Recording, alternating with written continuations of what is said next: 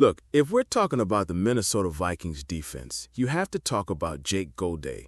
He's the ultimate wild card for this unit. Forget the standard depth chart talk, because in this team system, it is all about finding players who can do everything. When you look at his Cincinnati stats, 105 tackles and 3.5 sacks, you realize this guy is not just a backup. He is a high-level athlete who fits this plan perfectly, and he's bringing that high motor to a group that thrives on pressure. The path to the field for a rookie like Golday isn't just about outplaying the guy in front of him. It's about earning the trust of a coaching staff that moves pieces around like chess pawns. You have veteran starters like Blake Cashman and Andrew Van Ginkel, but both are north of 30. And recently, the team has had to manage their availability. Cashman's career has been a grind, but 6 trips to the injured reserve list since he entered the league, including a hamstring strain early in September of 2025. Van Ginkle, who was a rock for years, hit his own wall last season with a neck issue that kept him on the sidelines.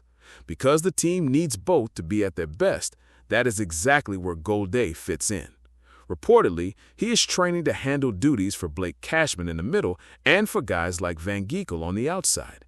He isn't fighting for one specific spot. He is training to be the guy who can slide into any role the moment a veteran needs a break.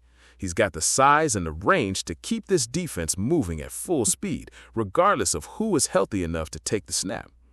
Eric Wilson can be a major force, but while he was a highlight reel machine in the backfield this past year, leading the team in sacks and total pressures, his poor cast coverage was a real issue. He was a weapon in this aggressive scheme, but his coverage grades and his 22 missed tackles last year proves he isn't a flawless every down answer, and that's a gap Golday is more than qualified to fill in. Dallas Turner is also in an interesting spot. He showed clear growth in his second season, logging 8 sacks and stepping up when the veterans were sidelined, but the numbers suggest he is still a work in progress rather than a finished superstar.